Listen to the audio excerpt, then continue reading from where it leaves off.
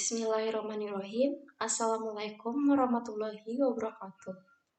Saya Fionanda, NPM 1831018, kelompok PPA 15, angkatan 2018, jurusan kedokteran umum. Saya ingin menyampaikan sedikit nasihat tentang keutamaan sholat.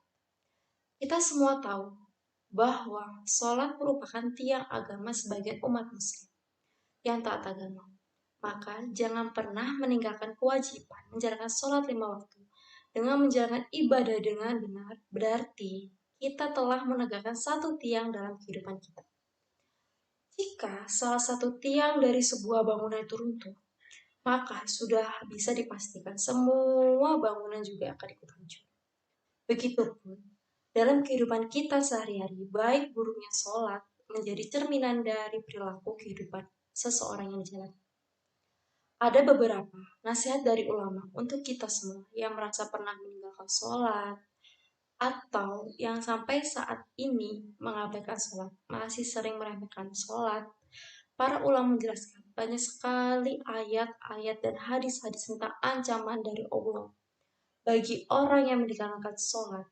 Bahkan jika kita membaca di dalam rukun Islam, sholat itu termasuk rukun yang kedua setelah syahadat. Artinya, akan ditolak keislaman seseorang walaupun dia mengatakan asyhadu alla ilaha illallah wa anna muhammadar rasulullah, tetapi dia tidak melaksanakan sholat secara sengaja tanpa uzur yang diperkenankan. Bahkan di dalam Al-Quran, Allah berkali-kali memberikan kalimat ancaman, antaranya fawailul lil musallin allazina hum an sholatihim sahun, yang artinya maka celakalah orang yang sholat, yaitu orang-orang yang lalai terhadap sholat. Apa sih maksud lalai dari sholat? Artinya itu, udah sholat tapi asal-asalan sholatnya. Orang-orang yang sholatnya tidak khusyuk, orang sholatnya yang kadang dia lakukan, kadang dia tinggalkan. Orang yang sholatnya buru-buru, tidak memenuhi rukun. Orang yang sholatnya itu tidak benar, atau bersucinya. Bagaimana orang yang tidak sholat? Maka Allah Subhanahu wa Ta'ala menggolongkan di antara ciri-ciri paling jelas terhadap kemunafikan seseorang adalah dia malas dalam ibadah sholat. Allah berfirman di dalam surat An-Nisa, wa iza qaumu is-sholawati qamu kusala, yang artinya apabila mereka berdiri untuk sholat, mereka berdiri dengan malas. Mungkin kita sholat, tapi apakah sholat kita termasuk bermalas-malasan?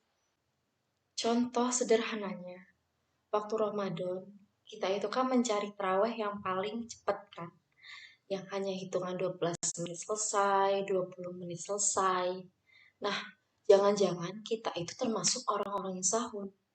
Jangan-jangan kita itu termasuk orang-orang yang kusala. Orang-orang yang bermalasan. Walaupun kita melakukan ibadah itu, seandainya nih kita termasuk orang-orang yang lalai atau orang-orang yang bermalasan dalam sholat, nauzubillah, berarti masih ada kemunafikan di hati kita, tertolak iman dan keislamannya di sisi Allah SWT. Teman-teman yang dirahmati Allah, sholat adalah satu-satunya ikatan antara kita dengan langit dan satu-satunya ikatan antara hamba dengan Allah SWT. Sehingga kita meninggalkan sholat satu kali aja, berarti kita telah memutuskan ikatan kita dengan Allah Subhanahu wa Ta'ala. Lalu, bagaimana kita mendapatkan pertolongan Allah ketika kita butuh, sementara kita tidak punya ikatan apapun dengan Allah? Jika ikatan kita dengan Allah sudah kita putuskan, bagaimana kita meminta rezeki dari Allah? Bagaimana kita meminta perlindungan dari Allah? Bagaimana kita itu meminta Allah memperhatikan dan mengurus kita?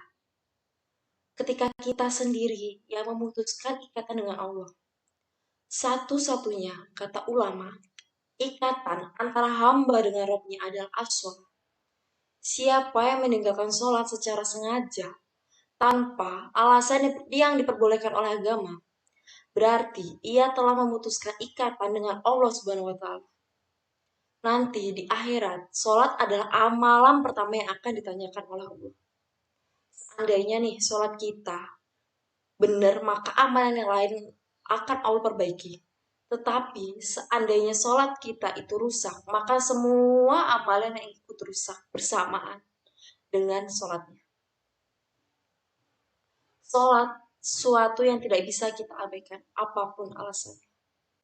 Kita boleh tidak untuk bayar zakat kalau tidak mampu.